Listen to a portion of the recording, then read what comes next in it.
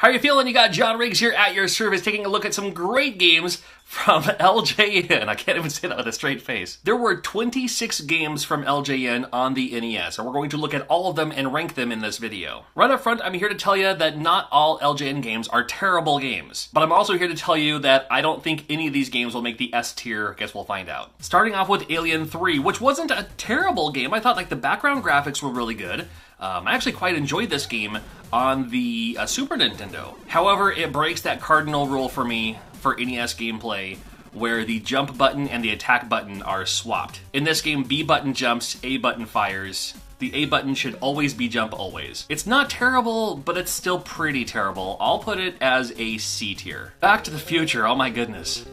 I'm not exactly sure what I can say about this game. I try to look for the positive in everything I do in life. I try to look for the positive in every video game I play as well.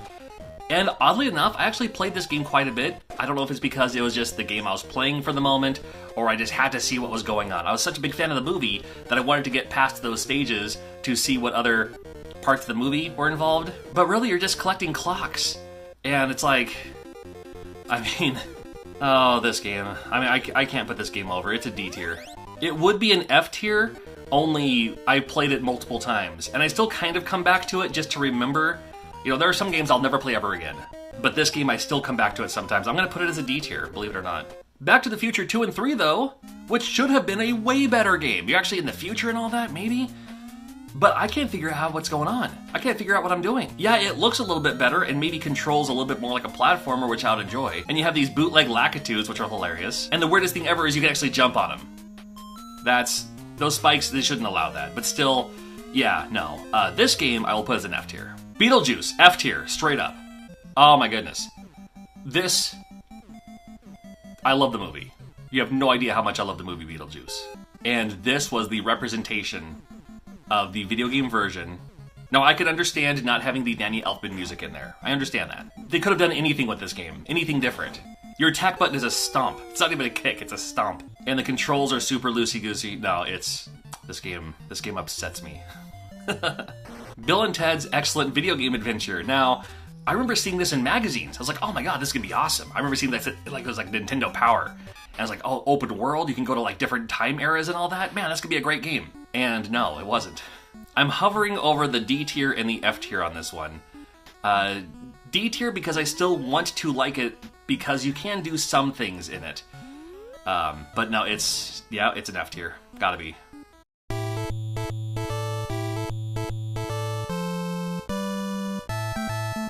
Friday the 13th. Now, that's not a bad game. Friday the 13th may be the most popular LJN game. And I think it's actually pretty decent for what it is, once you kind of figure out how to play it anyway. Because once you get the lighter, you can light the fireplaces, you can get the clues on where, Jason or Jason's mom is. It is a lot of running back and forth. You gotta look at the map and see where you're going and all that. It's from Atlas. LJN was the distributor or whatever, but, Atlas was the one who made it. I'm gonna put Friday the 13th as B tier. Not quite A tier, but it's a solid B for me. We have Gotcha, which is the light gun game. Before Paintball, it was kind of called Gotcha. Before they called it Paintball, I remember there was a time when, there was a movie that starred that one guy from Revenge of the Nerds called Gotcha, which was about paintball. And I don't know if this is based on it or loosely based on it. Has the same name at least. But there's a while there, for about a year, maybe even 6 months, where paintball was called Gotcha. And they had the NES game. And it's not bad. It's kind of cool because you can use your first player controller to move left and right. And then your gun, obviously, fires your paintball. Especially for a light gun game, I'll put it as a C. The Incredible Crash Test Dummies, there was a recent video on this from AVGN. And I was reminded, I rented the game for the NES back in the day. And I do remember the toys. I remember there was a cartoon.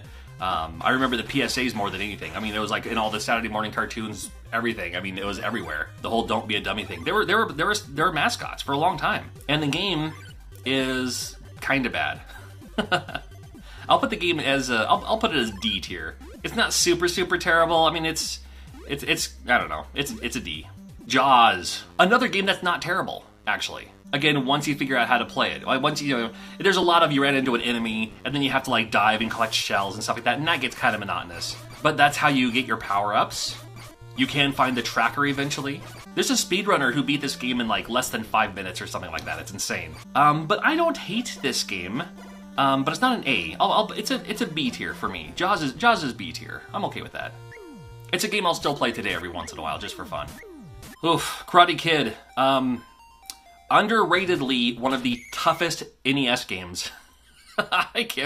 I've never been able to beat it without a Game Genie. It's weird. I mean, it's the Karate Kid, but it plays based on Karate Kid Part 2. Like, it starts out with the tournament, and after the tournament part, then you're in Japan and doing, you know, you're fighting off enemies with your punches and your kicks, your crane kicks and your drum punches or power-ups. It plays like a typical NES game for the time. And it's not, it's a C tier for me.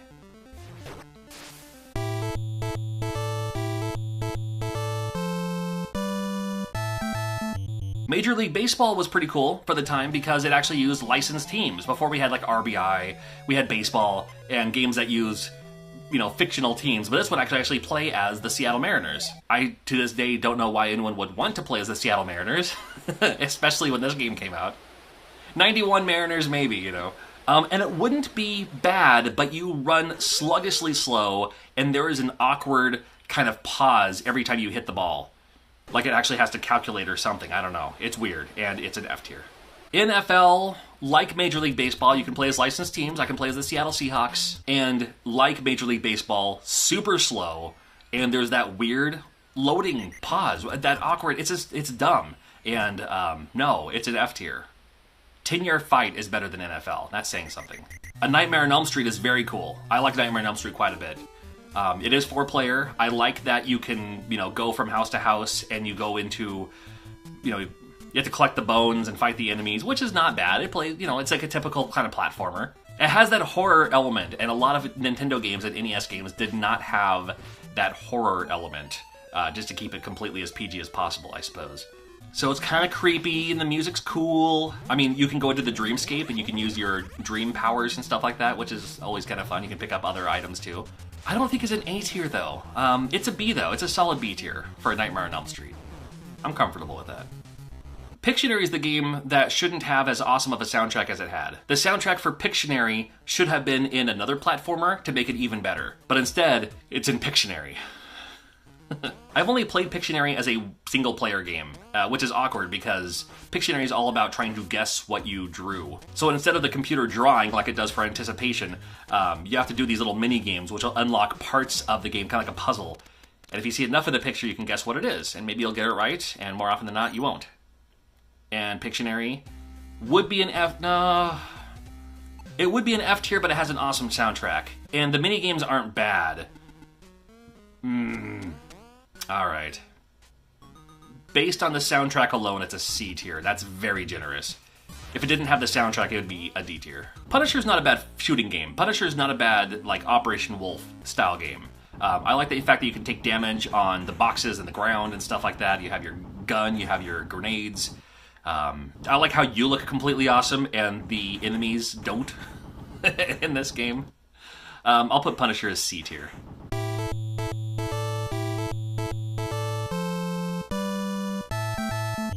We have Roger Clemens' MVP Baseball. This one, for a baseball game, isn't bad. You play as the fictional teams, and I'm okay with that. I'm going to get past that. But the awkward angles of this game, like I'm not used to, and maybe it's my own fault, you know, for being like, with baseball and Major League Baseball and RBI, where everything looks kind of the same, you know. Bases loaded may be a little different. But this game takes it to like a different style angle, almost like a TV angle in a way. I don't know. It was different and interesting, and it plays like a decent baseball game, but still not great. I'm going to put it as a C tier. Oh, no. We're going to put it as a D tier on that one. Spider-Man and the Return of the Sinister Six. I love Spider-Man. I've always been a fan. I used to have Spider-Man underoos back in the 80s. I love Spider-Man. I do not love this game. It's another game where like the attack and the jump buttons are mixed up. And I mean, Spider-Man's supposed to be a Spider-Man game. You're supposed to be able to just, you know, climb on the buildings and swing on your webs and all that. And you can climb buildings in this game, kind of. But the web slinging is just not good. And this game is not good. I want to put it as an F tier, but the fact that it's Spider-Man kind of wants me to put it as a D tier. But it's also kind of ridiculously not good. I'm sorry to say Spider-Man's an F tier. Wow. TNC Surf Design was a game I played a ton of. It was during a time with the NES where whatever games you had, that's what you played. I mean, terrible, not terrible, good, bad. You played everything because it was there. I mean, it was just like, well, I mean, it's either going to the arcade, I can't afford another game, I can't rent any games right now. But man, everyone had TNC Surf Design. If you didn't have it, you had a friend who had it, you borrowed his. Just because it was something different to play. And it was during a time when, skateboarding was cool, surfing. Here in Washington State, surfing is not really a thing, but skateboarding was cool for the time.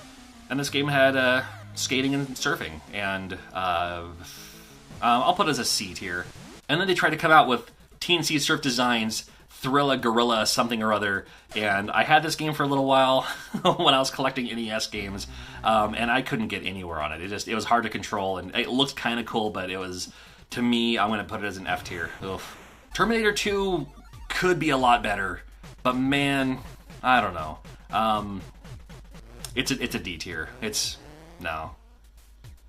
playable, but just, I don't know.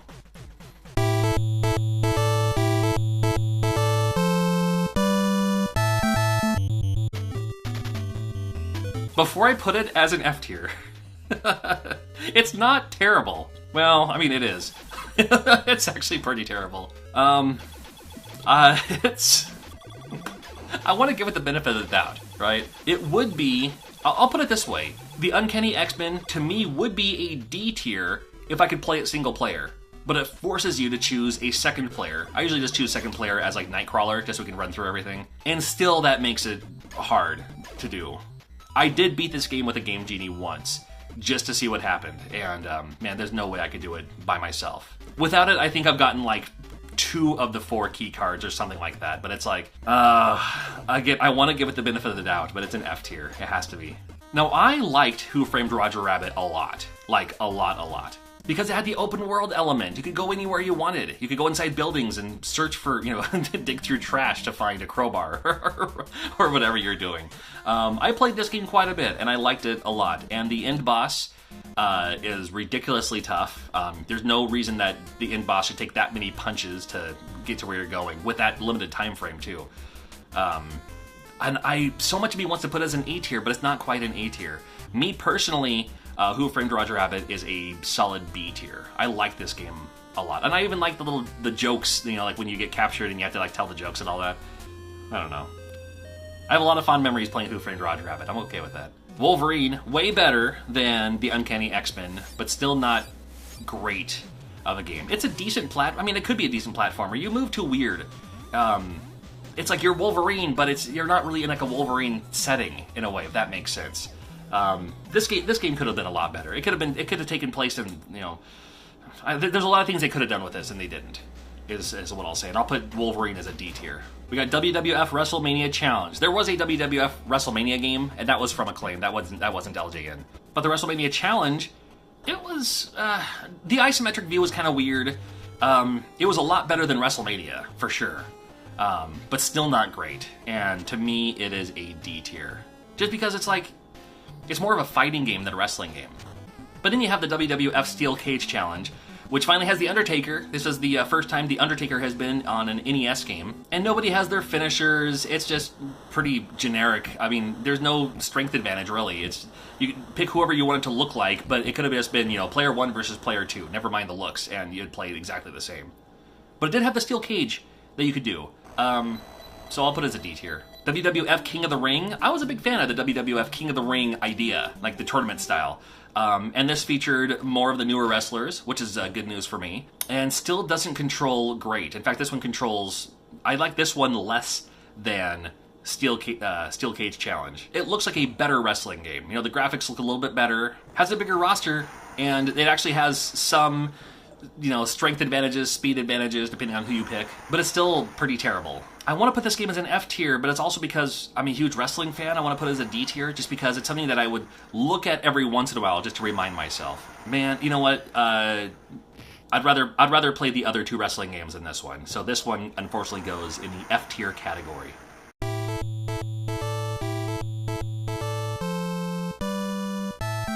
everyone, you got John Riggs here today taking a look at games from Color Dreams as well as Wisdom Tree as well as Bunch Games. You can already tell these are completely unlicensed, even says on the back, Color Dreams Incorporated, patent pending, made in Taiwan. Alright. So these are just, I mean, they're homebrews, right? I mean, they're just made by like, you know, a small team of people, sometimes one or two people, if that. And they pumped them out on the NES. They were able to sell them in some stores anyway. I think plenty of stores didn't carry these. And probably for all the right reasons. You're not going to find a seal of quality anywhere on anything like this. Now this one here is from Color Dreams, and we'll talk about this one in the video coming up later on, but there's also Wisdom Tree. Those were the religious version of Color Dreams games, in a way. In fact, these games you can only find in like Christian bookstores is where you'd find those ones. And then Bunch Games, there's a few of those, and it's basically just more Color Dreams without actually calling it Color Dreams. There's no reason for the name change. It's the same game. They even have like the same kind of cart and everything. There's over 20 of them, so we're going to look briefly at each one. We're going to rank them along the way. I don't pinned these will do well on the ranking system, but we're going to have some fun with it all the same. And I thank you for watching. In fact, if it's your first time watching, make sure you're subscribed. I do at least 2 videos a week. I'm a huge old school gamer. I like the new stuff too, but I mostly stick with the retro stuff. Starting off with Baby Boomer, not an easy game to find if you're looking to collect. It's one that has eluded me for years and years. And it plays like a shooter. You can actually use the zapper in this game, which is kind of nice. Or if you don't have the zapper, you can also just use the, the target will show up. You just use the D-pad to shoot what you will. The baby always moves. It's one of those kind of games where like the baby is just always moving and you have to shoot the obstacles around it. It's terrible, but it's playable. So I'm giving it a D. Captain Comic is interesting enough. I wanted to like this game. I actually rented this game at a local grocery store when this game came out. And I like the fact that it uses classical music, because there's no copyright on classical music, so, I mean, that's something. And I will give it props for the animation of the worm. The worm in this game, the animation I thought was pretty cool. But still, if you step on the worm, it hurts you. That's just no. And this game itself, it's terrible, but it's kind of playable. So I'm also giving it a D. Here's a game called Challenge of the Dragon, which sounds like it'd be a great game. Challenge of the Dragon for the Nintendo? I mean, that sounds like my kind of game, until you play it. And then you realize it's nobody's kind of game. You can't tell if you're hurting the other person or if they're hurting you, and the screen moves weirdly, and this game is extremely, extremely rough. I'll give it props for the box art. The box art is actually pretty cool, but the game itself, not so much. This game is terrible and is not playable. This game is an F. Crystal Mines, actually Crystal Mines isn't ridiculously terrible. I was a huge fan of Boulder Dash, and it plays a little bit like Boulder Dash, a little bit. Because you're in that kind of like underground area, and you can shoot some of the dirt out of the way, shoot the boulders out of the way, and you have to just collect all the items so you can move on to the next stage. So if you're a fan of Boulder Dash, it's not up to Boulder Dash standards, but it's okay-ish, decent-ish. So as I'm ranking these amongst themselves, just because, you know, if I have something on this list that ranks maybe higher or lower on like another list that I have done for like other companies, I'm just ranking these amongst themselves. So with that said, I'm actually putting this as a C. So much of me says I'm not going to find any game higher than a C with all these games that I'm looking at. And with this Crystal Mines game, keep an eye on it, because this game will show up later on with a little graphic edit stuff. King Neptune's Adventures, again from Color Dreams. And we're just going through all the Color Dreams games, and we'll go on to the other ones later. It's just bad. That's all I'm going to say about that. It's an F. It looks like it could be cool in a very homebrew kind of way, but no, it's an F. I love the name of this game, Master Chu and the Drunkard Who. Master Chu and the Drunkard Who. 2-player simultaneous, so you got a 2-player game on this list, finally. I did rent this in my local video store, and my next door neighbor and I went all the way through it. We beat it. It's not great, but compared to all the other Color Dream games, it's one of the best. So with that said, it's a C. It's a solid C, and that's good for Color Dreams. C for Color Dreams. I mean, the gameplay's fine. It's just you're in kind of a smaller stage. Just collect the 8 yin-yangs, fight the boss, move on to the next stage. And it's again, it's not completely terrible. Only kind of terrible. Menace Beach from Color Dreams should be cool because it's a skateboarding game. And you gotta love the skateboarding games, but people didn't really do skateboarding games very good until much later on. And still hard to play. You don't know like if you're hurting the enemy. There's like ninjas and stuff. This one's an F. Oh, Metal Fighter, another game that should be cool. Looks like a fun shooter. Like, you know, be on the ground, you can fly up and, you know, fly around and shoot people. Looks like it should be a fun shooter. It's not. It's terrible, but it's kind of playable. It's a D. I had to think about that for a second. It should be an F, but there are other games that definitely deserve the F rating. With that said, Operation Secret Storm is an F. At least they had the... well, this game came out in 91, Gulf War time and all that, so they actually put... I mean, it's right on the cover, right on the label. You know what you're getting into. Only the game itself is terrible and plays terribly. And it's a terrible game, and I'm going to put it as an F. It doesn't mean I wouldn't pick it up if I found one for cheap. You know, but, yeah, you know what I mean. Yay, Pesterminator. Got it right here. And this game is a unique one. Certainly the hit detection is terrible. In fact, a lot of things about this game is terrible, but you are a guy with a giant hammer and a mallet, and you're just, you're crushing mice and eliminating the bugs in these houses. It's fun to look at for a couple seconds, you know. It's like, you know, applauding the person who made it. It's like, actually, you know, it's another one of those, it's terrible, but it's playable. And I'm putting Pesterminator as a D. Pareticus Conflict is a game that's probably the first time I've ever said that name out loud. And I have no clue what I'm doing in this game. I've tried playing it a few times in the past, and it feels like it could be kind of like almost like a Sinistar style, where like you're flying around and you have to like land on the planet and all that. But there's more to it than that, and it's that strategy, tactical stuff that I just admittedly can't get into. So it's also an F. Raid 2020 is called Raid 2020 because the game is set in the futuristic year of 2020. And looking at this and knowing what we're going through now, what did they know that we didn't at the time? Interesting. This game's terrible. And the idea that where the horizontal slats are in the dock, like when you move up, you end up moving up and back a little bit. You know, like you actually follow it. That should never be the case in any game. And aside from that, it's also just a terrible game to begin with. So Raid 2020 is an F. Well, I feel bad for Robo Demons because Robo Demons should be an awesome game, only it's not. I mean, it's called Robo Demons. I love both of those things. And I do like the fact that it has a little bit of the demon element that you didn't really see in a whole lot of Nintendo games, especially for the time. Would have liked to have seen more like that, and didn't. And this game didn't deliver as well. It's like you never know if you're hitting the guy. And a lot of these games from Color Dreams, it's like you have to hit even like the easiest of enemies like multiple times to kill them, which shouldn't be the case. Easiest enemies, one hit kill. But this one, you just can't avoid stuff, and it's terrible, and it's an F. Secret Scout? What's it called? It's called Secret Scout in the Temple of Demise. Well, this game is Demise. I don't know. It's another terrible game. I remember one time I did find this at a record store for like $5. Back when it was going for like $50. I'm sure it's more than that now. So that's my story about Secret Scout. And it plays a lot like that Secret Storm game, which again is terrible. In fact, they probably just use some of the same graphics and everything, and same engine, I'm sure. Yeah, no, it's an F. The final game on the Color Dreams side, before we move on to Wisdom Tree, is Silent Assault. And it's actually not a bad game. As far as Color Dreams game go, Silent Assault is decent-ish as far as the other games go. You know, it just plays kind of like a run and gun. And, you know, it's honestly not a terrible, terrible game. If this game came out as a homebrew, like somebody said, hey, I made this game using, you know, some, you know, I'm learning how to make Nintendo games. Look at this game I made. I'd probably congratulate them. It's not bad. You know, so it's a C. It's a solid C.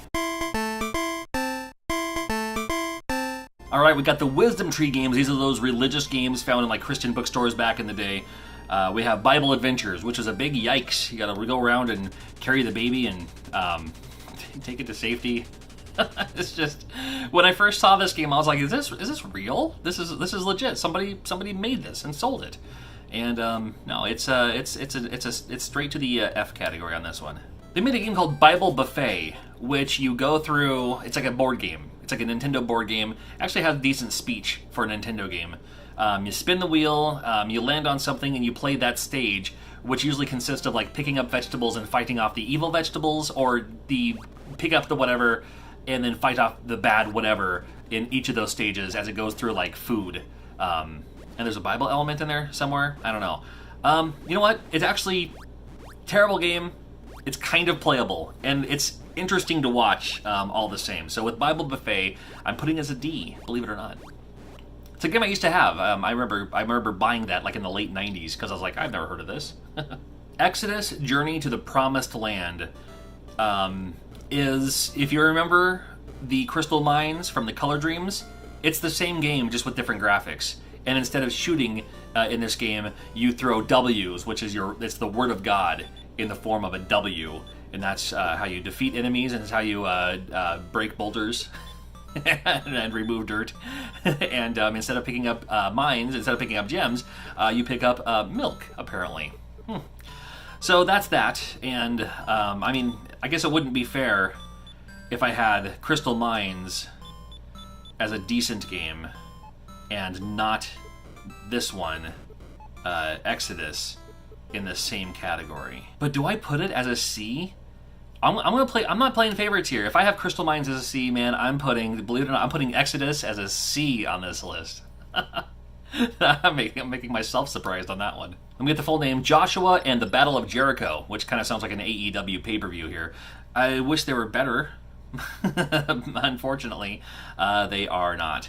And with that, this game goes into the F category. King of Kings is another one of those. Has a few games on here, a little bit of variety, and they're all pretty terrible. And I'm putting that one as an F as well. Spiritual Warfare is an interesting one because it gives it more of kind of a... I don't want to compare it to Legend of Zelda. I almost did. Oh my god. Sorry. There's... There's a different element to this one, unlike the other ones. So for that, I'm putting Spiritual Warfare. You can see the gameplay footage here. I'm putting it as a D, just because it's different a little bit. It looks like they spent at least a little bit of time into this one, unlike some of the other ones, you know? We have Sunday Funday. Remember Menace Beach? We talked about that with the Color Dreams games. Well, they released it as Sunday Funday, which is the same game, only instead of ninjas, it's like other people that are trying to prevent you from going to church on Sunday on a skateboard in your casual weekend clothes. I have no idea. But it's a big no, is what it is, and it's an F. On to the bunch games now. There's a few of these, and we have Castle of Deceit, which the box art looks cool, but the most deceitful thing about this game is how you look in this game. And it plays like every other Color Dreams platformer. It's not great. It's an F. Galactic Crusader is a decent game, believe it or not. Galactic Crusader, I could have seen this in the arcade in the early 80s, right next to Space Invaders and Galaxian and stuff like that. If they would have made this game for the Atari 2600, I think it would have sold well. You play as what kind of looks like Mothra, which I'm okay with, and it's just a standard... It's a standard shooter. It's just a standard space shooter as you're shooting other enemies out of the sky and sometimes planets. And your weapon gets upgraded too. So it's actually, I mean, as far as these Color Dreams, bunch games, Wisdom Tree games go, it's all right. It's a C. Mission Cobra should be all right because it's like, oh, it looks like a cool, box art. It looks great. And that's the other thing about these games. A lot of these box arts are actually pretty decent. But with Mission Cobra, you see that overhead shooter? You're like, oh, I like overhead shooters. I can do this. And you can't do this. It just moves weird. It moves awkward. It's not great. It is. I mean, it's playable, so I kind of want to put it as a D, but I'm putting it as an F just because it's not that playable. Moon Ranger could have been a lot better if it was a better game, which goes without saying. It's a side-scrolling shooter, and you're shooting stuff out of the way from the sky, and it's kind of sluggish, slow-moving, and I like how you can turn around and shoot behind you. That's something, but that's not much. It's not enough to get it out of the F zone, so it's another F for me. We have Tag and Dragon. This game is weird. I like the fact that your characters are actually a pretty good size, but you have to go around and you have to eat the other dragons. Like you have to bite them in the tail. And if they hit you anywhere, then you're dead and you take damage and all that. But you can also get some power-ups too. However, it's not great. And it's a little hard to... You don't move any faster, so you just have to outsmart them, but then sometimes they come down the aisle anyway and get you from behind or whatever, and you're trying to, bite them. It's another one that's better left than not, and it is also an F. Well, hopefully, if anything, you've learned a few things about some games that maybe you've never heard of, or maybe you didn't even know existed. Sometimes you got John Riggs here, and it's high time we give LJN a break. Well, because people keep saying that LJN makes terrible games. The thing is, they just publish the games. Someone else develops the games, LJN puts their logo on it, puts it out in the public, and they say, it's an LJN game, terrible. It's like, no.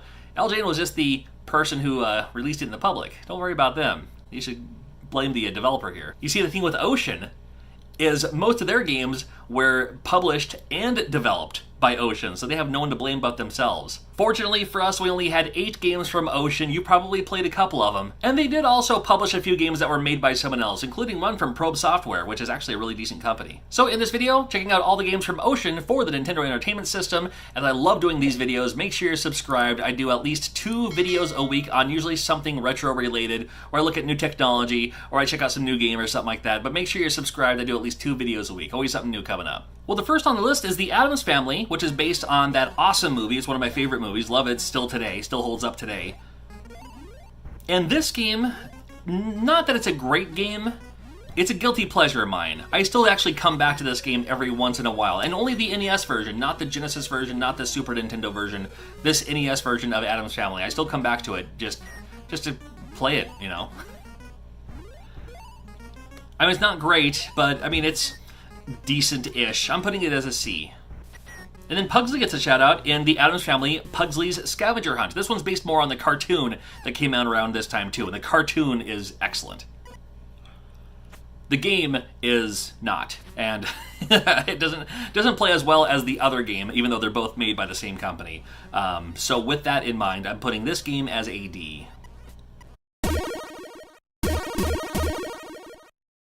Cool World, decent movie. I thought the movie was kind of fun. I like the Ralph Bakshi style of things, but the game was terrible, and I literally don't know what I'm doing in this game.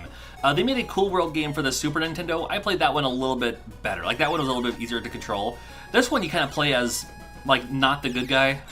He's not really the bad guy either, but he's just, well, maybe, I don't know. It's been a long time since I've seen Cool World as well.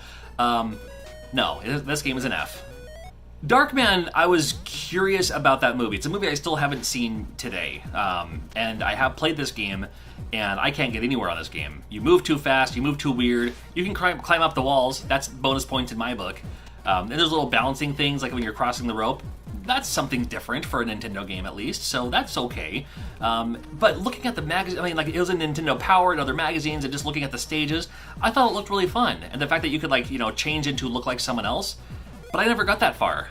I always died because I kept on falling off, or, you know, someone would kill me or something like that. So this game, for everything it is, I'm putting this game as an this is also an F. It's an F. The NES kind of got the shaft for Jurassic Park, unfortunately. The Super Nintendo game I thought was kind of cool. You know, the overworld map and everything, and then you go inside the buildings, and it turns into like that Doom perspective, that first-person shooter. I thought that was pretty cool for the Super Nintendo version. The Genesis version is, of course, the optimal version. I mean, that's the best one, of course. Love the Genesis version of Jurassic Park. But the NES version isn't terrible. It's not a terrible game, because it does that the overhead view like the Super Nintendo version does. Only, it's very limited. I'll give it this, though. It has one of the most underrated NES soundtracks out there. So if you've never even played the game, never even knew that there was a Jurassic Park game for the NES, at least look up the soundtrack. It's good. The game itself is not great, though. I'm putting the game itself as a C. Lethal Weapon for the NES. Play as Riggs. Gotta love that. I mean, looking at the box art, this game looks like it would be based on Lethal Weapon 3. However, it's just called Lethal Weapon. It is terrible. This game, I mean, you can play as either character in this game, but how you swap your characters is you move all the way off the screen going backward, and then the other person will just kind of show up and just walk into frame. That's how you swap characters. That's not optimal. I mean, if you've never played this game, first of all, this is how you throw a knife. It's kind of like drop it like you don't know how to... You just kind of like toss it like a lawn dart or something. You just kind of like toss it like you don't know how to fold a paper airplane or something. But this game is, oh man, good lord. This game's also an F. Well, we have RoboCop 3. This is the one from Probe. And it plays very well, actually. I shouldn't say very well. That's super generous. It plays decent. I prefer the other RoboCop games. Honestly, the other two RoboCop games were from Data East. So that'll be on the Data East video. But this one here, it could be one of the better games from Ocean as far as the NES version goes. You can't shoot straight up, which is odd. You can only shoot up at an angle. And the enemies just keep coming out. But, I mean, the game itself, I mean, it could have been a lot better. It should have been a lot better. But, you know, for Ocean, I'll take it. It's also a C. They came out with an Untouchables game, and there's an Untouchables game for the Super Nintendo as well. But the NES version, it's not great. It's a cover shooter, and I bet you didn't think that there's going to be you probably didn't think there was going to be a cover shooter on the NES back in the day, but there was, at least in this. You'd hide behind the building, then you come out and shoot the guys and come back. The problem is, the people only come out of the window for like a second and then go back in. So you have to predict where they're going to be and hopefully not get shot up in the meantime, waiting for them to come out, and then you have to aim your gun, because it's not you have to aim the cursor to where the guy should be, shoot the gun. If the controls were better, if it was a little bit more optimal, I'd like it a lot more, like a lot more. But in the meantime, I still come back to it sometimes because I'm hoping for better. And with that in mind, I'm putting it as a, it's not an F, I'll put it as a D. Untouchables is a D for me. Well, I mean, it could have been a lot better, but it definitely could have been a lot worse. You got John Riggs here, ranking games like I love to do, this time from Game Tech. I've had a few requests for this one, and figured it was about time to get Game Tech done and out of the way and over with.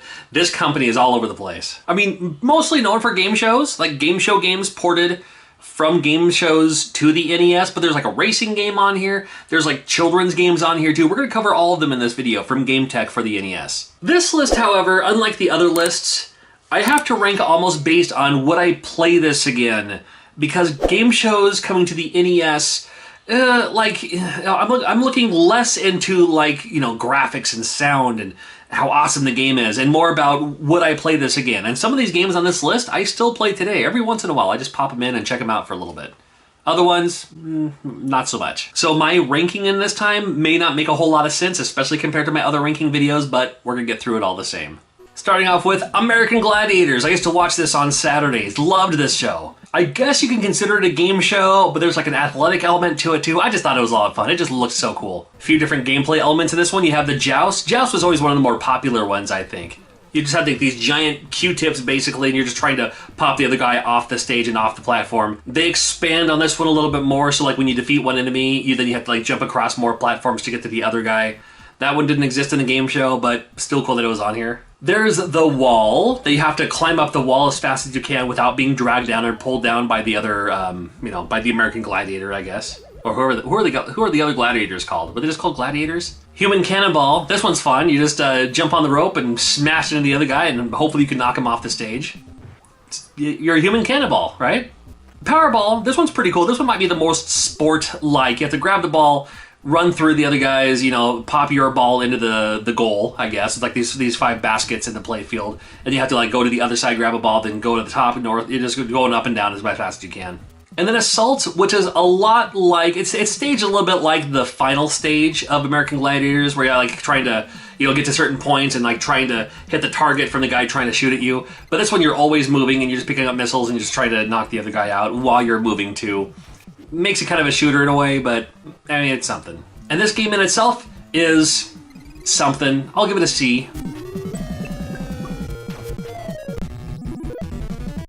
Classic Concentration was one of my favorite game shows. Whenever I stayed home from school sick, I loved watching this show. Not as much as Price is Right. However, this one was right up there too. It's memory. It's the matching game. It's you have to what items are behind the thing and get the 2 to match. Only these items, the 2 items, are prizes. And if it's the prize, you get and again, you're thinking late 80s, early 90s, so it's like, you match the VCRs together, then the VCR prize goes to your pile, and if you win, then you get that VCR, which I thought was kind of a cool idea. The more you eliminate, the more it shows a puzzle. It reveals this picture, a rebus, if you will, that if you kind of sound it out or kind of figure out what it says. I love these picture puzzles. I love these mind games. Then then you win and you move on from there. And this is one of those games I still come back to and play every once in a while. I just like the idea that, you know, it unveils the picture, and then that picture in itself is a puzzle. And if you, again, sound it out or figure it out and remove the letters or add letters or whatever, then it becomes usually like a common phrase or a catchphrase, you know, or something like that. I like this game quite a bit. I'll give it a B.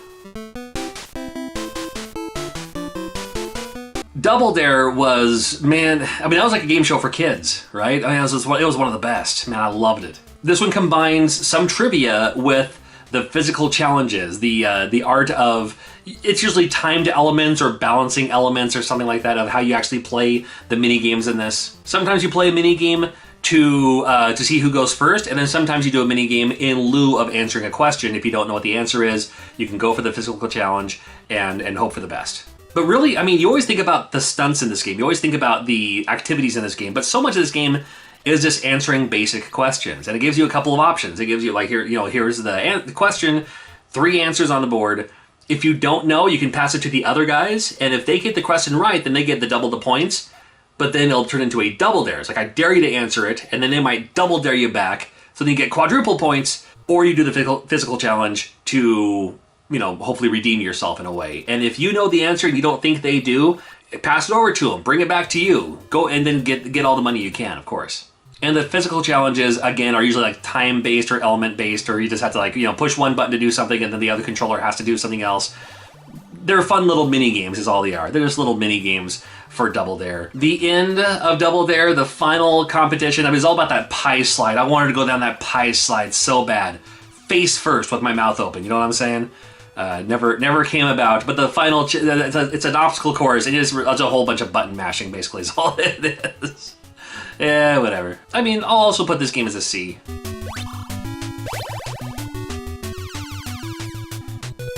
Oh, Family Feud. This one is one of my top favorite game shows of all time. Not so much current day, modern day.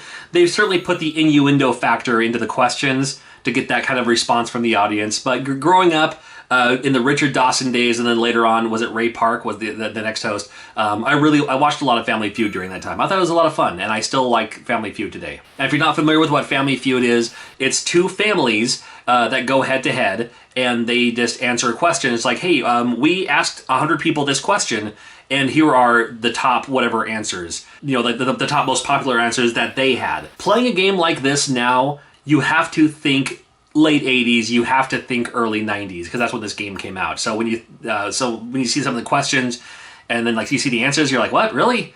And you're like, no, that's the way it was. That's pretty accurate for the time. Something to consider anyway. I'm a huge fan of this game. I'll put this game as an A. I still play it.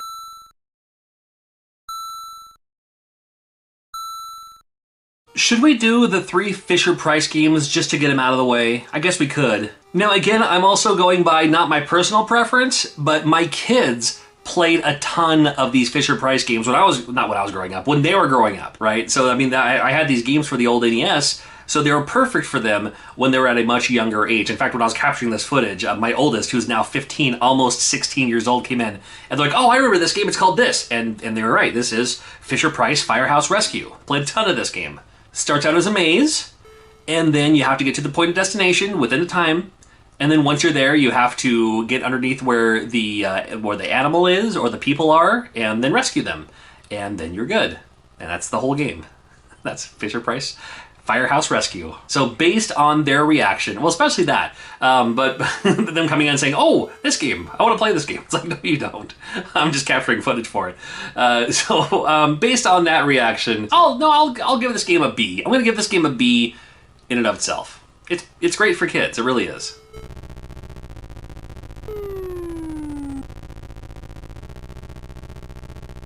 Fisher-Price, I can remember this game is like classic concentration. It's that memory matching game. It's you have to undo the tiles. You turn over 2 of them. You get it wrong, then the next person turns over 2 more, and you have to look for the same idea on those, and then they'll disappear, and then you get that pile or whatever. You get the points, whatever the case is. For I can remember, and it's a great. I mean, it's one of the oldest kids games I can think of. It's like one of the first earliest, you know, games that kids can understand or get. It's like, okay, I don't see it yet, but I have to remember where that is. And great for cognitive thinking, I guess. I don't even know if cognitive thinking is the right word, but it's great for early development learning, is this I Can Remember game for the Fisher-Price, and it's fine. It's a C. Fisher-Price Perfect Fit. This game is the one that they didn't really play much, because even on the hardest difficulty setting, it was still too easy. It's puzzle, but not really. You have to match the silhouette to the silhouette, and there's not really a challenge there. There's not really anything to do there. You just do it, and you're just like, okay, next. Well, there's not much going on with this game. I'll give this game a D. How about a sports game from GameTech? That's right, we have Harlem Globetrotters. This game is actually a kind of a decent basketball game. It's not supposed to be...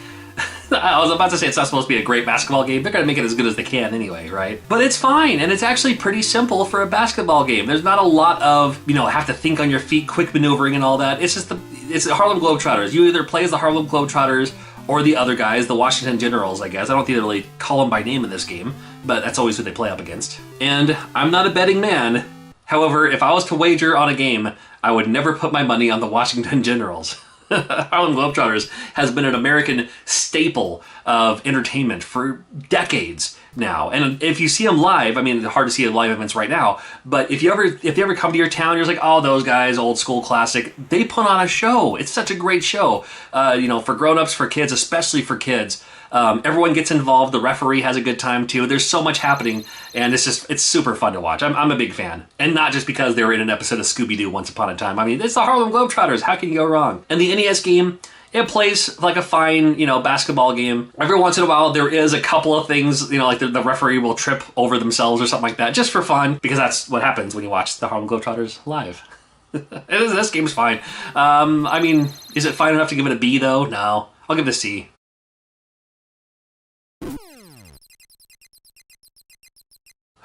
Right, so Hollywood Squares.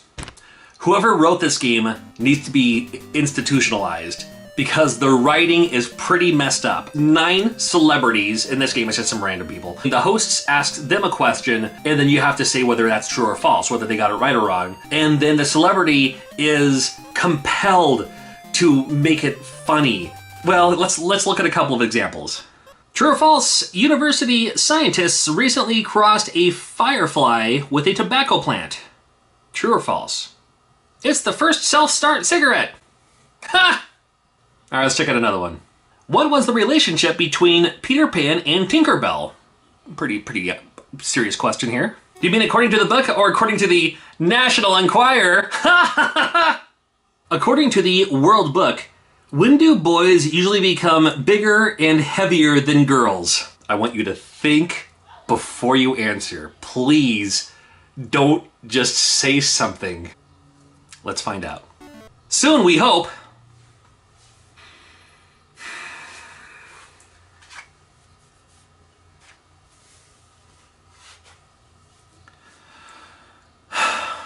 This game's a B. They made 4 Jeopardy games, as well as 4 Wheel of Fortune games. We'll check those out at the end of the video, but 4 Jeopardy games. We're going to cover them quickly because Jeopardy is Jeopardy. Again, if you're overseas, you're not familiar with what Jeopardy is. Jeopardy was really confusing for me as a kid because the questions were like adult-themed hard. They're like, asking questions that I didn't have a clue. For the most part, I'm a little bit better off now. But they asked them in a form of a question. Like, they give you the answer, and then you have to say the question. So the question, they'll say a thing. That's like, this is what happened. And then your answer to the question to the answer would be, what is this? Or, who is this? Dumb idea. I don't know who came up with this idea. It's another take on a trivia question. We're going to give you the answers, you give us the question to that answer. Something. Now, every once in a while, you can probably get it right, right? Right. Perfect. But then sometimes you're just like, whatever. So then you just move on from there and, hey, do you know this answer? We'll find out. Anyway, I never played this game. I'll give this game a D, just by nature of I never play it. Then we have the Anniversary Collection. Exact same thing. However, different questions. So if you already outplayed the first one, you can now play this one, which is, again, like I said, basically the same thing, different questions. I'll put it right next to the other one. I'll give it a D as well, just because I never play these. Congratulations if you got it right at home. Then they came out with Jeopardy Junior. Now, these are supposed to be questions geared more towards the youth, which is great. More, younger-based questions, so you can still play along, but the questions are going to be a little bit easier or maybe based more on things that you might be more familiar with. It's still kind of hard, but a little bit better. And still set up the same way as the other two Jeopardy games. So if you like those games, wanted to play those games, questions were too hard, you'll be better off with this one. And I never play it. I'm also giving this game a D. Then for some reason they came out with Super Jeopardy, which speaks and is completely different. This one's not made by Rare. The other ones are actually made by Rare, believe it or not. This one, made by someone else, and it looks different, sounds different, kind of plays the same though. Check it out. 4 players on this one for some reason. Maybe you can do the 4-player tap. That might be an idea. I bet that's the reason why there's 4 players on this. Never thought about that. But still, same idea, and I'm also giving this game a D, because I never play them.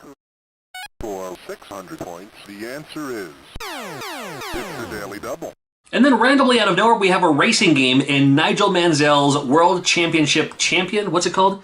World Championship Challenge. World Championship Challenge. That's how much I've ever played this game. I played this game a little bit because, you know what? It's actually a kind of a decent racing game that no one ever talks about. It's from Game Tech, the company that does game shows. However, here's a licensed racing game that actually is kind of good. I mean, it's good if you're into these style of racing games. So, you versus the other guys. I think it controls pretty well. Could be a little bit tighter on the controls, but I think all racing games could be a little bit tighter on the controls. It has the idea that you can drive off into a pit stop and do pit stop stuff.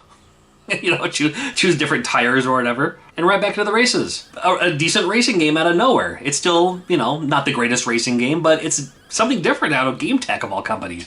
I'll put this game as a C at least.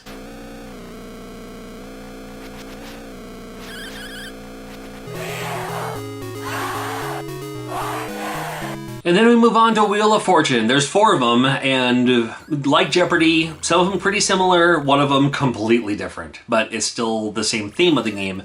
It's just not made by the same company. Not made by the same team as the other ones. But we'll talk about them right now. Wheel of Fortune, again, if you're not from America, not from the United States, not familiar with what Wheel of Fortune is, you spin this giant wheel that tells you the price, like the point amount, the dollar amount, really.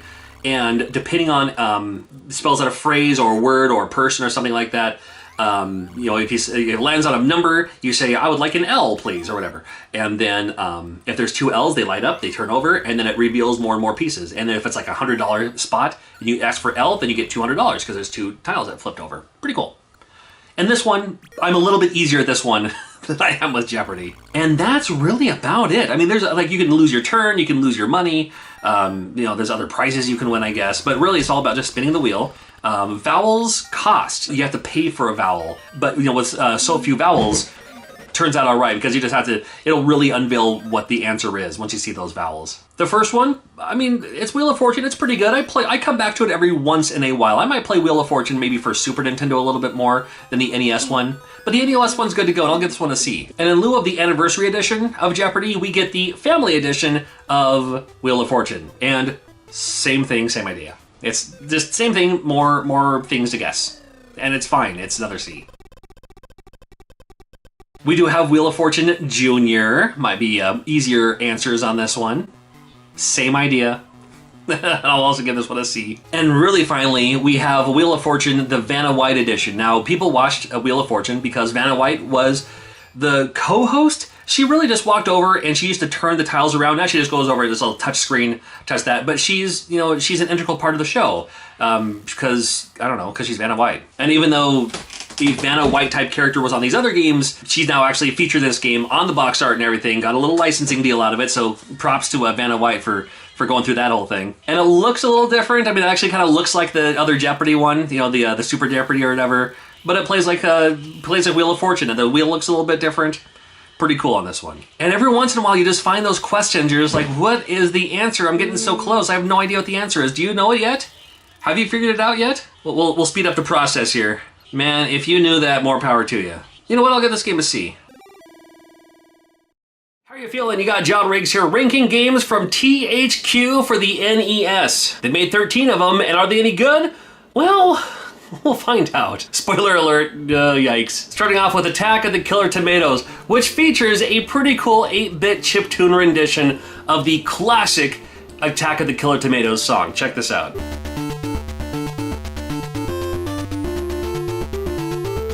I mean, the game's kind of interesting enough, and you'll notice a lot of these THQ games kind of look like this a little bit in a way. The fact that it makes a sound for every step you take. I can understand sounds for stopping in your tracks. I can definitely understand a sound for jumping, but there's a sound for every time you walk, every time you take a step, it makes this sound. And that can get pretty annoying pretty quickly. You actually almost get used to it. It happens all the time, you know. Different variations of tomatoes. You basically just have to step on them, just jump on them before they jump on you, before they hit you or something like that. I mean, I don't know. It features a few interesting kinds of things that keep you keep playing, even though you know the game isn't that great to begin with, but it's not terrible. I mean, it has that suck you in factor of like, I gotta get past this part. I at least gotta get past this part, right? That happens a lot with this game. Like right off the bat, right in this first level, you have to like go in the sewers and go through the mazes and you have to backtrack sometimes and have to go up and down these corridors and stuff like that. You get lost pretty easily. The boss battles, I mean, they can be fun in this game, but still the game as a whole, on one hand, it's a little yikesy. On the other hand, it makes me want to keep playing this game. So for that, I'm gonna give it a C.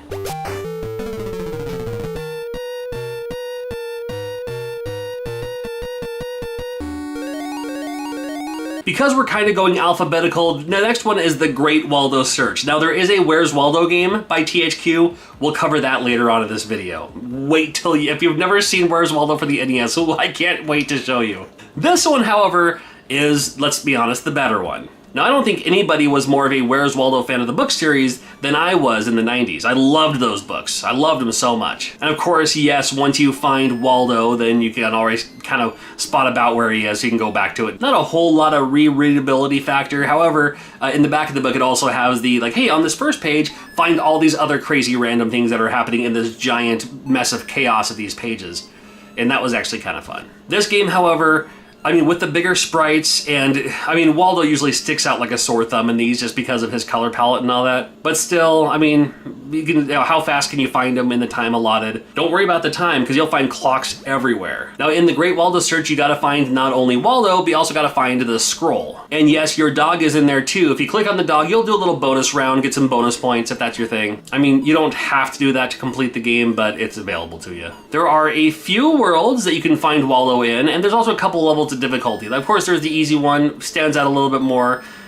Go to the expert level, he'll kind of stand behind some of the characters, but still, he stands out pretty quickly. I liked the fact, however, in this game, they included one of my favorite pages of any of the Where's Waldo books, where they're all Waldo, with the land of Waldos, but one of them's missing a shoe, so you gotta find the Waldo with the missing shoe. And I thought that was cool that they included that in this game. In this game. I said it right. And on top of that, every once in a while, the screen will freeze. It'll be like, oh, before you can move on, you gotta find this other really weird thing. Yeah, you click on it and you move on. So it's kind of cool that they throw in a couple of those features too. Again, not the best game, but it's, again, it's better than the other one. Wait till you see the other one, but at least this one, I'm actually gonna give it a C.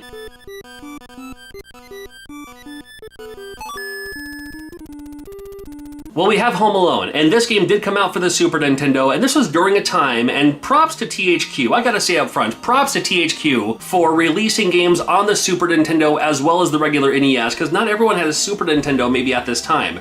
So they're releasing the same game on both systems, or at least the same title on both systems. We'll talk about that a little bit later on. But with Home Alone, it's basically the same game on both systems. Super Nintendo, this one's the NES one. Of course, it's gonna have the diminished graphics and all that, but plays kind of the same. And when I say plays kind of the same, I mean they're both terrible, really, when it gets down to it. And this one even worse, because you pick up these items that you can use to thwart the enemies, and no matter what it is, whether it be Hot Wheels cars, or jacks, or marbles, or a light bulb, or anything, they always react the same way. They just fall over. They just fall over and get knocked out for a moment, which will help you kind of escape. No matter what it is, it's the same reaction, right? And this game, it's just, that's all it is. And it's not, I mean, it's kind of not fun. Like, it's kind of like, okay, I get it, but okay, it's, I mean, no. The answer is no. The answer is this game is an F.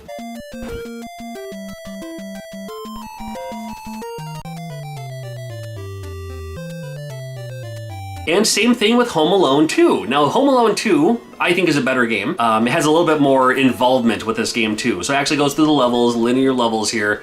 You go through, you can like run and slide on your knees just like you can in the movie and everything. Other kind of items that you can pick up and use. But the game, I mean, the enemies are weird, like the suitcases on the first level, the old ladies jumping around and all that. I mean, it's a pretty loony game to begin with in the first place, and a lot of it just involves jumping and stuff like that too. And this game also, for some reason, along with these other THQ games, maybe it's the same sound designer, I'm not sure, but borrows a lot of the same sound effects as Bart Simpson versus the Space Mutants, which was interesting enough. And curious that they made you orange in this game to, I guess, really pronounce your blonde hair. I'm not sure. He could have been blonde with blonde. But I don't know, man. I mean, he is in the world of 80s Crayola crayons, he is a burnt sienna. And this game can be kind of confusing too, because like at the end of the first level, you have to keep tapping the elevator button until the elevator shows up. And it doesn't really tell you to do that. You just kind of have to figure it out, I guess, right? Yeah, just like Adam Korlick, figure it out. Home Alone 2 for the NES. Pretty terrible game, but better than Home Alone, so at least I'll give it a D.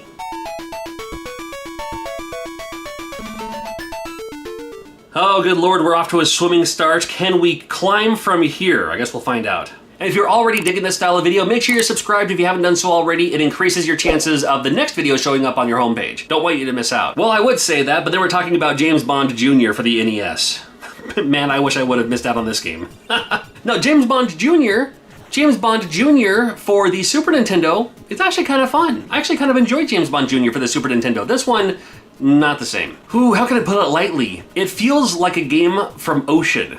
Well, it was in fact developed by Eurocom, which is a European company. That's why this game just looks European. And I've said that before about a couple of other NES games in the past, but man, if you know that European look, this is right up there. And I just wish it was better. It could have been, but there's so much just random jumping and random shooting, and it just makes it hard to play, hard to look at. I think it's mostly this introduction level. Like if the first level is just a linear, not too much worry, just go through the platform, go through the stage and all that, but it starts you off in this giant kind of like underthing maze where you have to like jump on these trampolines at the right point at the right time and move at the right point at the right time and all that.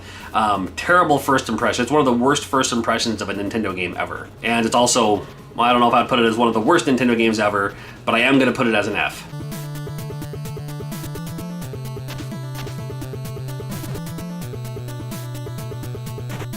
Fox's Peter Pan and the Pirates. Now, just like they're making that new Little Nemo game, just like Frankenstein, King Kong, Dracula, Alice in Wonderland, Peter Pan is royalty free. Anybody can make a Peter Pan game in their own vision. And Fox had the Peter Pan and the Pirates cartoon, which I remember kind of liking. I at least watched it. I think it was because it was on Fox, so I watched anything. In my town, Fox was my channel 3, so to play Nintendo games, it was always on channel 3, so channel 3, Fox was my default channel. I watched everything. And if I wasn't watching something, I was playing something. And in this case, I'd be playing Peter Pan and the Pirates. Not sure why, it's not a great game. Now you play as a kind of, well, you don't have enough sprite base for your character, I think. I think they could have made it a little bit taller, at least to begin with. But you play as Peter Pan as you fight off these pirates. You can float, you have this little flying power, you got your Tinkerbell magic dust or whatever. That does disappear after a while, after you use it for a while, but you can always get more later on too. And it basically just makes you float. Doesn't really make you fly. Just makes you float. It works. The attacking's off, the hit detection is off, even some of the platforming elements and some of the how to get to where you need to go stuff, not great. It is another game. Man, I wish it was better. I had high hopes for this game. Not sure why, but it's a terrible game. I'm also giving this game an F. Can you believe it? The Adventures of Rocky and Bullwinkle. Where do you think this would lay on this tier list? Do you have any guesses already? Well, we'll find out if you're right. Now, I grew up watching The Adventures of Rocky and Bullwinkle on Saturday mornings, and when I say I grew up with Rocky and Bullwinkle, I meant I grew up with its reruns, and when I say Saturday morning, I mean it was one of those cartoons that would come on at like 5 a.m., 5:30 a.m., super early, you know, before the actual good cartoon lineup of modern time of the 80s anyway. But I really, really did like The Adventures of Rocky and Bullwinkle. The cartoon, I love the variety, love the comedy, love the writing. I honestly think it was a cartoon for adults, but of course it's a cartoon, so kids would watch it too. The video game, however, is not made for anyone. adults or children. It's a terrible game. As Bullwinkle, you can ram people with your antlers, and you can also pick up these bombs and throw them as a weapon if that's easier for you, but it's just easier to ram into enemies for the most part. Nice colors, nice sprites, looks like the cartoon in a way, but again, not a great game at all. And not just because the music gets on your nerves really quickly, it's just a terrible game. And maybe you guessed it right, and if so, congratulations, I also give this game an F.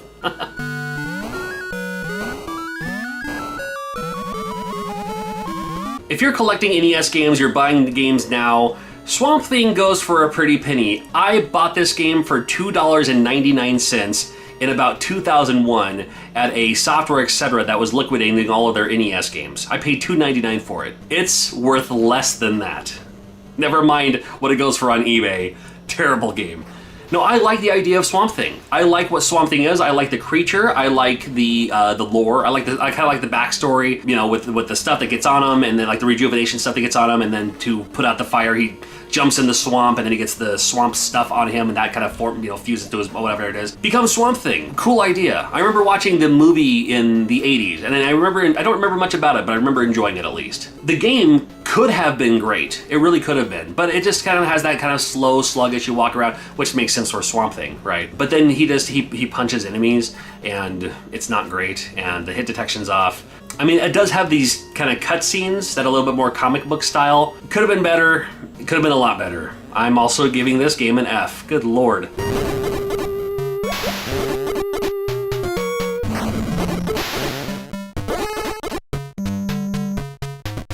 Well, we have 5 games left on this list. Hopefully it'll bring us back to salvation here. We'll see. We got the Ren and Stimpy, the Buckaroos. Now, you had to have been from the time, and just before the time, to understand how iconic Ren and Stimpy truly was in the early 90s. Because growing up, the cartoons we had were very do the right thing. You know, I mean, a lot of our cartoons had morals at the end of the episodes and stuff like that. And then here comes Ren and Stimpy out of nowhere and surprised everyone with its crazy off-the-wall antics. You know, somewhere between Ren and Stimpy and Beavis and Butthead, we're like, okay, cartoons can be cool too for the older generation. Because there was a time there where even as kids were growing up, they're like, I'm not going to watch cartoons anymore. I'm a grown kid. This was letting you know it's okay. Cartoons can have a lot of value even no matter how old you get. Ren and Stimpy, one of the best for sure, especially for its time. The game itself isn't terrible. I mean, now they made like 4 games on the Super Nintendo, and I covered those in the Super Nintendo THQ ranking video. Only made one of them for the NES, and this one's the Buckaroos one. This one's, I mean, kind of interesting. It has a little bit of platforming, and also has some shooting stages too, where there's a little bit of shooter. So a little variety to get you going through this Ren and Stimpy game. I mean, of course, the Super Nintendo version's better than the NES one, but the NES one, it's not bad. I mean, it's another one of those, you know, I think both games came out at the same time, so it could accommodate both viewers or both players, depending on if you had a Nintendo or a Super Nintendo. Worked out pretty good. It's not a great game, but it's worth checking out. I'll at least give this one a D.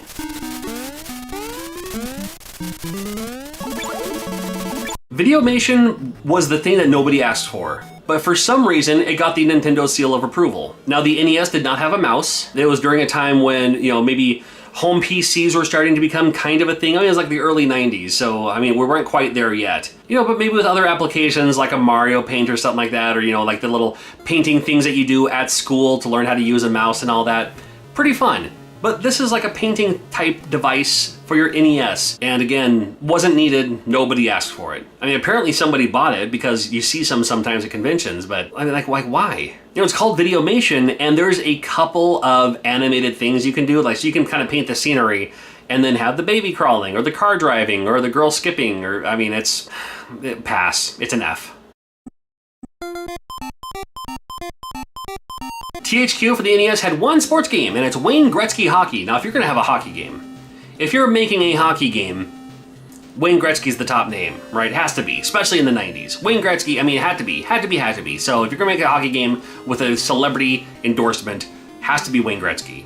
And the game itself, man, I wish it was better. It's like, it's not terrible. Well, it's not, well, okay, I'll correct myself without correcting myself. It's not terrible. There are so many other better hockey games on the NES. Between Blades of Steel, Ice Hockey, Hit the Ice. I mean, Pro Sport Hockey is a great one as well. In fact, literally every hockey game on the NES is better than this one. And this is the one that carries Wayne Gretzky's name. Well, again, not a terrible game, and maybe it plays a little bit more realistic. Maybe it actually flows a little bit more realistic than the other games. But when I'm playing a Nintendo game, for the most part, I don't want realistic. I want just crazy, you know? I want like video game hockey. Might be worth checking out for you though. I will give this one a D.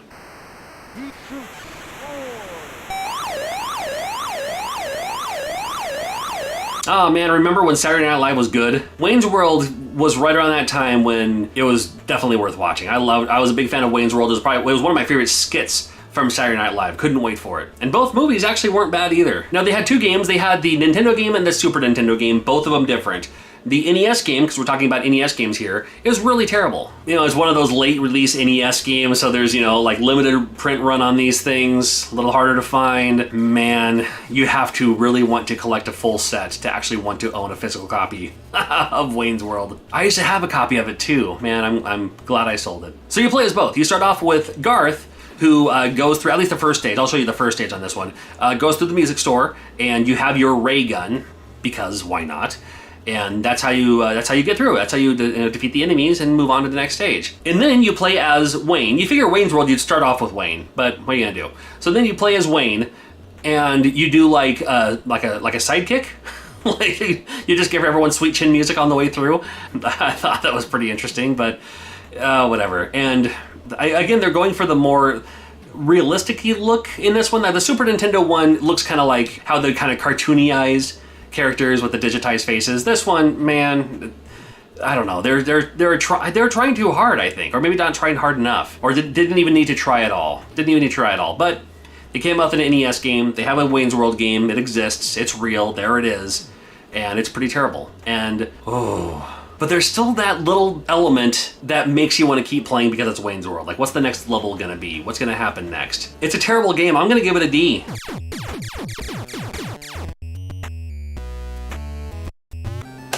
Do we finally get to talk about Where's Waldo? The original one, the first one for the NES? Oh man, I can't wait. First of all, shout out to the box art. I love the box art in this because the box art is a Where's Waldo puzzle. Can you find him? I'll zoom it in right about now. Congrats if you spotted him. So when it first starts and you see Waldo kind of going to the next stage, you know, walking through, little song, little jaunty number there. So you figure that's about what Waldo's gonna look like when you get to that stage.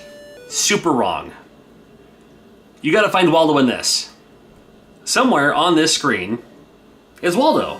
Yeah, it has that kind of chaos of those Where's Waldo books. There's something happening all the time.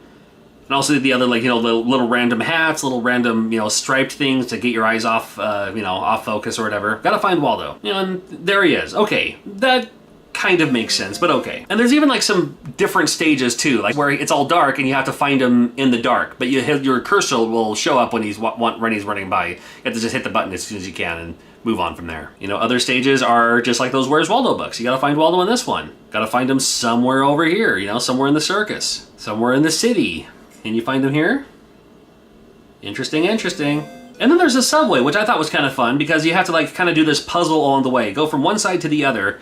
There's this creep kind of chasing after you, but you have to like move these tile pieces around so you'll actually, you know, spin around and leave through the exit. That's actually kind of fun. I kind of like that kind of puzzle. You got them at the castle, little medieval stage, and then you have the rocket thing, which is a slot machine style deal where you have to hit the button and land on Waldo all 3 times. And once you do that, then you beat the game. Congratulations. So anyway, that's the easy mode. The hard mode is where it gets, let's call it, impossible. Because Waldo no longer becomes Waldo of who you're looking for. And I'm not kidding. Waldo is red and white striped shirt, got the red and white beanie, jeans, blue jeans, you know, maybe the brown shoes, the cane. Look at this. This is on the harder difficulty level. So first of all, you get 2 screens to scroll back and forth from. 2 screens to scroll back and forth. Can you find Waldo in this scene? Can you find him? And sometimes there are people who look like Waldo, but it's totally not Waldo. And it's like, really? Now in this screen in particular, okay, yeah, that's Waldo, sure. I'll take that, right? But then this screen, where you're like, okay, I gotta find Waldo here, looking for a red and white striped shirt, looking for the beanie, the leather shoes, the cane, you know, maybe the blue jeans. Can't find him anywhere. I can go through every individual character, can't find him anywhere. Look at this. It's hard to tell because it's all zoomed in, but this character here is Waldo, according to this game. Oh, what fun. Let's go to the circus. Let's see if we can find Waldo at the circus. Again, red and white striped shirt, red and white beanie, blue jeans, leather shoes, brown shoes. But in this one, he happens to be wearing green. Nobody said that he's going to be wearing a green and white striped shirt, but once again, there's Waldo. How are you supposed to know this? I want to give this game an F so bad. I really do. However, I keep finding myself coming back to it just because it's ridiculous. It's the super ridiculous game that I keep coming back to, and this game, I'm going to give it a D because I keep coming back to it. And should point out too that Waldo moves around every time you play it. So he's never going to be in the same place twice. You know, it might be like 1 of 5 or 1 of 6 places he may be anytime you play the game, maybe any given time. One of the times in this city, he's actually like in the back of a truck, which I thought was pretty funny. But if you can find Waldo here, good on you. Yeah, that's not even close to being Waldo, but according to this game, that's him. Well, it's not the best showing for any Nintendo company. You got John Riggs here today, ranking games from High-Tech Expressions. They made a... Hold on. Yeah. A few game show games, several children's games, and even a platformer or two that's actually really decent. You gotta make sure you're subscribed. I'm doing more giveaways for subscribers when we hit the next goal, and you are not allowed to skip ahead the video. We have to watch all the games so you can let me know which one was your favorite in the comments. Starting this list, oh, do we gotta talk about this? Yeah, they made a Barbie game for the NES. I honestly think they were targeting a girl's audience making this game when it's not very good. The sound effects are gross, the jumping mechanic is off. It's kind of weird where you throw, I'm guessing, these diamonds or something, and then you have to make them land on things to get them to do something for you. I think the problem I have the most with Barbie for the NES is the fact that I still play it every once in a while, and that's my own problem. It's a very bad game, but it's not super terrible. And I will give it props for having pretty cool graphics for the hair and a super large sprite. So, you know what? It's not an F. I'll give this game a D. This is the Chess Master. It's chess.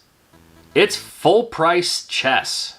It is the free chess you get when there's a thing or an app or you got your computer back in the day that came with chess. Now, I know how to play this game. I'm not very good at it. In fact, I'm intentionally losing. Sure, why not? One thing you can do is back up your moves. It's like, oh, I didn't mean to do that. Then you can go back up, back up, back up, back up, back up. You can keep going back and back and back until you get to a spot where you think you can, you have a better strategy. Queen's Gambit is not. It is the Chess Master, and it's chess. It's a C. It's chess.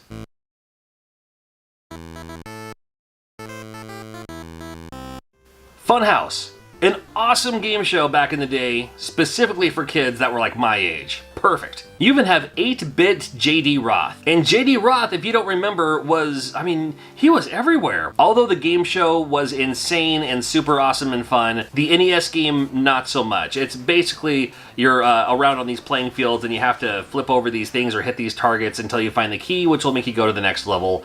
Not super exciting. Funhouse, the game show, look it up sometime. It was super cool. The video game, not a lot. I'm giving this game a D.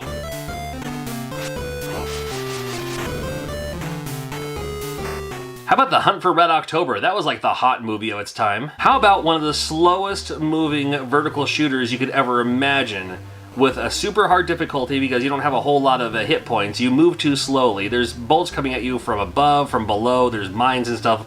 Yeah, how about that? How does that get you? How fun does that sound on a system, on a platform that has all these great shooters? We get you The Hunt for Red October. No? Yeah? No? Not so much? Well, I don't blame you. I'm giving this one a D.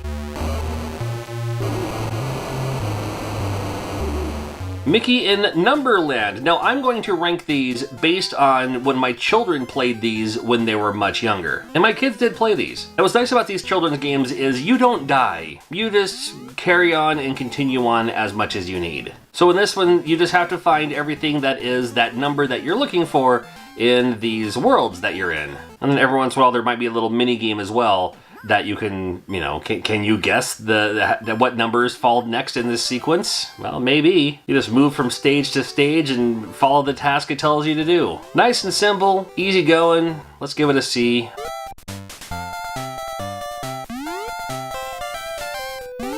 We took care of Numberland, but now we have Mickey's Safari in Letterland. Can you believe it? Well, we have Safari Mickey now. And again, you can't die in this game. You can just carry on and continue. And you find these gems that have the alphabet in them, apparently, but they will spell a name eventually at the bottom of the screen. And maybe you can predict what the name is going to be, or maybe you can predict what the word will come up with at the end. Did you guess hen? If so, you're awesome. That's really it. You just have fun in these stages trying to find these letters. When you find the letters, it'll spell a word. You can move on from there. Yeah, like the other one. I'll give this one a C as well. I remember my kids liking this one.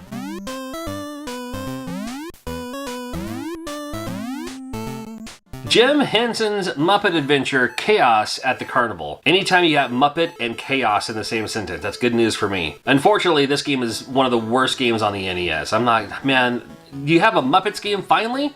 Finally, a Muppets game? Muppets appeal to all audiences. Yeah, they're cute, they're fun, they're cool, like for kids and everything. Grown-ups love them as well. It's the Muppets, and you can't go wrong. Well, this game you can. 4 amazing stages. When I say amazing, I mean amazingly terrible. You got Rafting Kermit for some reason. You have the car course, who I believe is Animal on a bumper car, basically. And you're just traveling through, and you don't know if you just keep going. That's all you do, you just keep going. Collecting the flags, avoiding the bombs, don't get the oil slick. You got Gonzo in space. Why couldn't it have been Miss Piggy in space? That would have made more sense. Well, here's Gonzo in space, flying around, and you can shoot these things out of the way. And then finally, fortunately finally, Fozzie in this maze where you have to like collect your bow ties to carry on to the next stage. If this game wasn't the Muppets, it may have ranked higher. But you throw the Muppets into this and you make a bad game out of it? Oh, come on, that just hurts my feelings. This game's an F.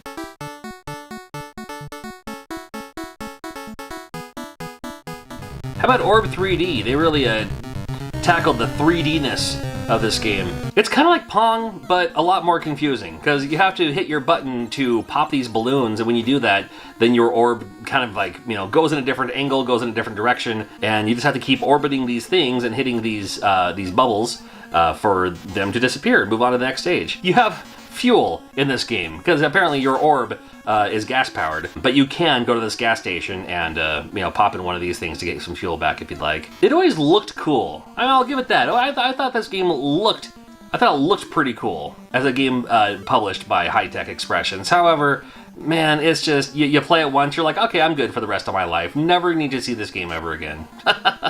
Let me give it a little, the graphics alone, or the, whatever the animation is and stuff, I'll at least give it a C. How about that?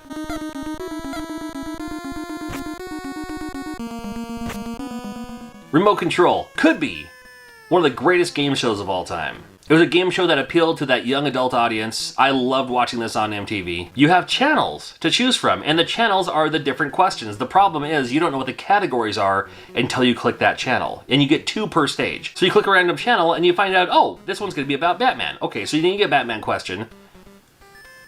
Did you get it right? The second question will also be a Batman question. Pretty neat. Did you get that run right? As usual, most points wins at the end of the game. It's just kind of a fun thing to do here. I love me some remote control. I don't mind popping into this. So then, seriously? Wow. When I'm playing this game. You're gonna do that to me? Really? The issue with playing this game today is it's based on questions that they could have asked in the late 80s, written by someone from the 70s. So a lot of the questions deal with TV shows and stuff from like the 70s and 80s that you may not have an answer to, Well, I was going to give you an S, but I can't now. No, I'm just kidding. No, this game's super fun, and I come back to it every once in a while. I'll give this game a B.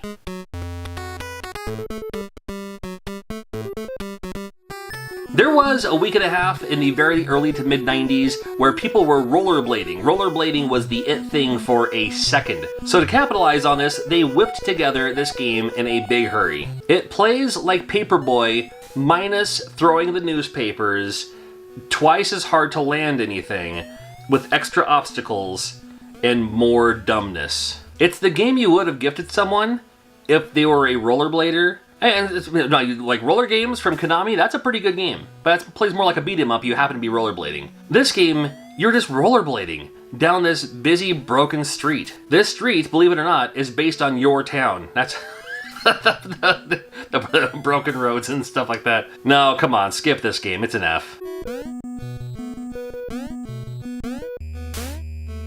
If you're looking for those Sesame Street games for the NES, look no further than what was published by High-Tech Expressions, produced by Rare. That's right, if you're wondering like, hey, how come the music, how come some of the animations and glitter and glamour and stuff from the Sesame Street games are actually pretty decent? Well, I mean, Rare had something to do with a couple of them anyway. Got Sesame Street 1, 2, 3. We'll start with this one. There is a match the object with Ernie, the magician, apparently. I remember my kids played this one a lot. This one specifically, like this one with Ernie to match the shapes and everything like that. I remember hearing this in the background when I was like, you know, cooking dinner or doing the dishes. 2 years old and 4 years old giggling, playing this game. That's fond memories for me. And they also had an Astra Grover. That taught you about numbers and maybe even a little bit of math too if you're advanced at that level at an early age. And Astra Grover was okay, but my kids really played that, the Ernie's magical, whatever they call it, Ernie's magic shapes. There you go. And that's what you could find on Sesame Street 1, 2, 3.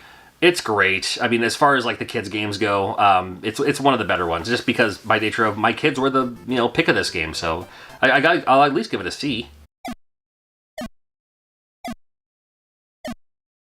They also made a Sesame Street ABC, and this is another one that my kids played quite a bit too. And it gave you a few options going into it as well. Now you could just either match the letter or whatever the case is, but oftentimes they would do the try to spell the word, and oftentimes they would only give you the letters of one word you could spell. Sometimes it might be more than one, but they'd really help you out here on this game. You stop the carousel when it drops.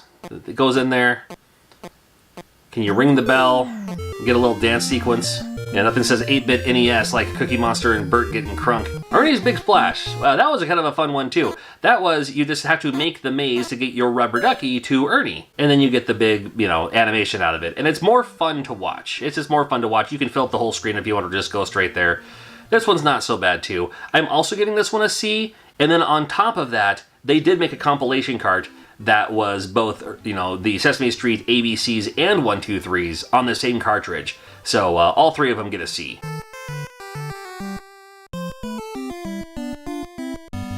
Next up we have High-Tech Expressions, Big Bird's Hide and Speak. This game touted amazing speech quality, and I gotta give it to them. It sounds really good for an NES game.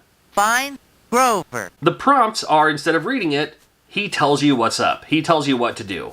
So that's kind of cool. Whether it be to find one of the cast members from Sesame Street, or to spell a word, or something like that. It's Big Bird's Hide and Speak. And the gimmick was you could hear Big Bird speak in the game. And it's Big Bird's voice. It's not like some dude down the hall. It's the voice of Big Bird being Big Bird's voice. That's pretty cool. Give this game a C as well. E. N. Pen. But out of all the Sesame Street games, my kids played this one the most. Sesame Street Countdown, Jerry Nelson as the Count, and he is the original voice and I believe the puppeteer of the Count. So when you hear the voice, that is the Count's voice. Can't mistake it. Got it. Like Mickey and Numberland, it's very similar. It's you get a number, you find your number, whatever the number happens to be, and then in the stage, you have to find more of that number to complete the stage. And again, you don't die in this game or anything like that. You just go through and you find the numbers. And it's simple to control. Whether you want to run back and forth or just jump into everything, that works too. This is my list. I'm making up the rules. My kids loved this game. They played it so much, and it was heartwarming to hear it. I'm giving this game a B. Got it. They made a Tom and Jerry game for the NES, and if you haven't played it yet, it's actually really decent. It's actually not bad at all. Nice fun platformer, big levels. You play as, is it Jerry? I believe Jerry's the mouse, right? It's been a long time. Now if you're not familiar, Tom and Jerry is probably the most violent cartoon of all time. There were no words, just on-site beef. As soon as they saw each other, they would try to murder each other, and that's kind of what this game's all. It's usually Tom towards Jerry, then Jerry usually gets the upper hand, as per usual. But some, like Itchy and Scratchy from The Simpsons and all that. I know The Simpsons is getting kind of older too. But Tom and Jerry had to have been inspired by that because, oh man, this game's insane. The cartoon was insane and hilarious. But this, the game itself, the NES game, is actually a really decent platformer. It's not bad. Now, I wouldn't put it up there with the likes of like a Mega Man or a Mario 3 or even a Tiny Toon Adventures. But seriously, if you haven't played it yet, it's actually pretty decent. I love to rank games among themselves for the specific companies. And if I'm doing that, this game gets an A.